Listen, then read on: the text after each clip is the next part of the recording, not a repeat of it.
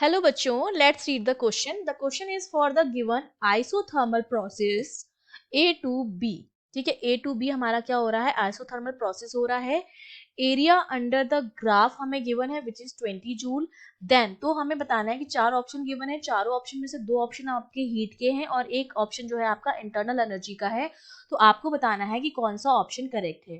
तो देखिए, इस क्वेश्चन को सॉल्व करने के लिए जो हमारा की कॉन्सेप्ट रहेगा, इस की कॉन्सेप्ट में एक तो हम यूज करेंगे थर्मोडायनेमिक कॉन्सेप्ट.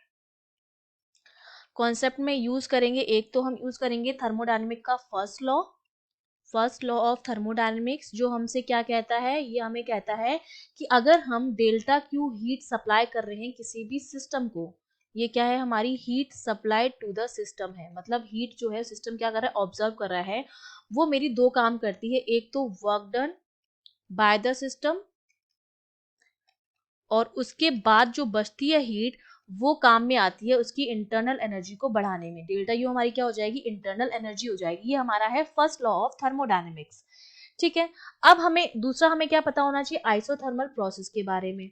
आइसोथर्मल प्रोसेस जो होता है वो प्रोसेस जिसमें हमारा टेम्परेचर जो होता है वो क्या रहता है, कांस्टेंट रहता है.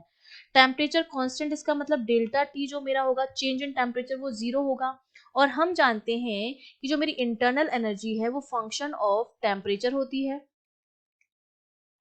ठीक है, तो मतलब मेरा जो डेल्टा यू होगा वो प्रोपोर्शनल टू डेल्टा टी होगा, क्योंकि हम जानते हैं डेल्टा यू मेरा क्या होता है, N C V delta T के बराबर होता है. तो डेल्टा यू डेल्टा टी के प्रोपोर्शनल है. अगर डेल्टा टी जीरो है तो मेरा जो डेल्टा यू है वो भी क्या आएगा, जीरो आएगा फॉर आइसोथर्मल प्रोसेस.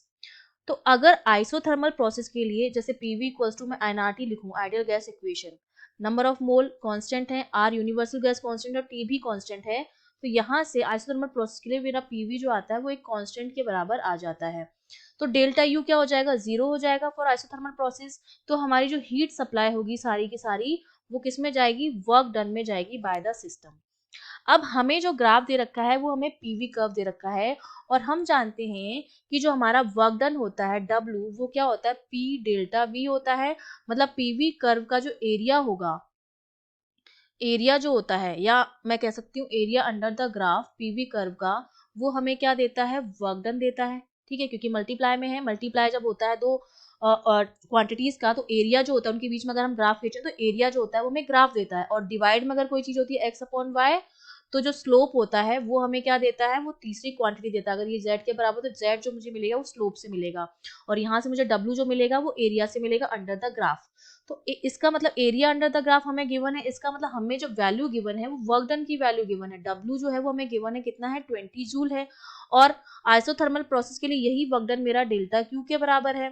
तो मतलब मेरा जो डेल्टा क्यू है वो 20 जूल के क्या है, बराबर है. तो हमारा ऑप्शन कौन सा करेक्ट हो जाएगा, ए ऑप्शन तो गलत हो गया कि जीरो है, क्योंकि ये जीरो जो होता है वो एडियाबैटिक प्रोसेस के लिए होता है. एडियाबैटिक प्रोसेस में कोई भी हीट एक्सचेंज नहीं होता है. डेल्टा क्यू 20 जूल, तो बी ऑप्शन हमारा करेक्ट हो जाएगा, और डेल्टा यू हमारा क्या आएगा, जीरो आएगा. तो ये ऑप्शन भी गलत है, B option is correct. I hope you understood well. All the best.